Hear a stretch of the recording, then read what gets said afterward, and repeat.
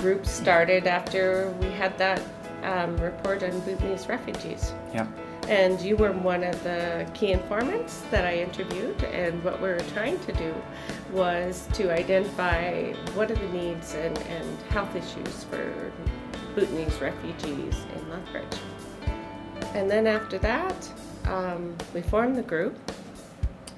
And I think some of our intent was to not just help the Bhutanese refugees, but any newcomers that came to Lethbridge. Yes. Because the principles should be the same in general.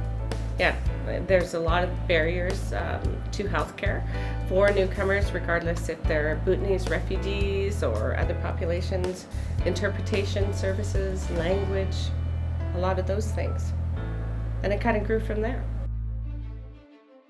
It works particularly well in a town of our size, I believe, because we know each other, we can be professional yet somewhat informal.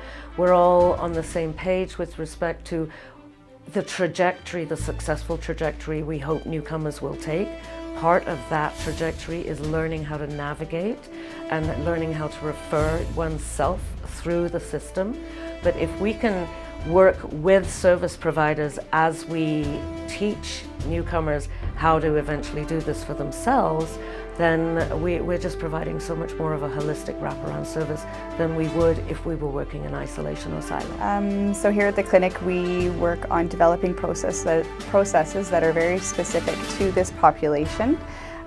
It's very hard to build these processes and then not have to change them. So to be a part of this group, it's very helpful for us because it allows us to be accountable to the processes that we develop. It helps us to make changes based on sort of a collaborative approach with the group. That way everything we do kind of meets the needs better, not just for us as clinicians, but also to the other providers in the community that we meet with. I use our newcomer group meetings as my research tool.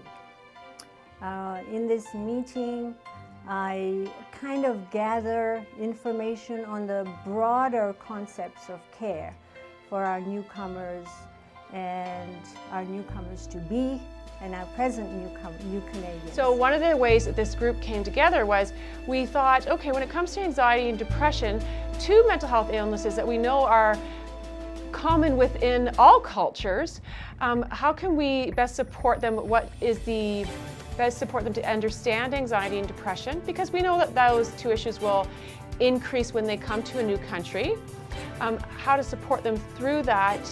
So what we did was we got together and we decided to create a presentation on anxiety and depression in various different languages so that this can be shown at different clinics so that one can get the knowledge around what is anxiety, what is depression, but also they can get the knowledge as where they can go for supports when it comes to these mental health illnesses.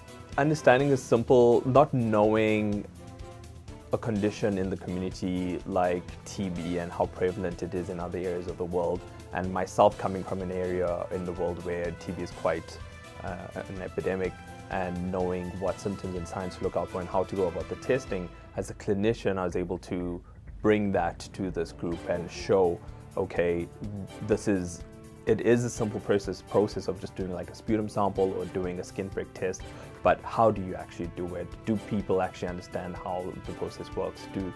Does the patient know the process properly? How can you relay it to them? And so the whole photonovela that we did with the TB project now with public health helps clear that. We have limited resources, so we're always looking at ways to work a little bit smarter. And so when we came together with this group to work with newcomers, we came up with the idea of having a multidisciplinary clinic.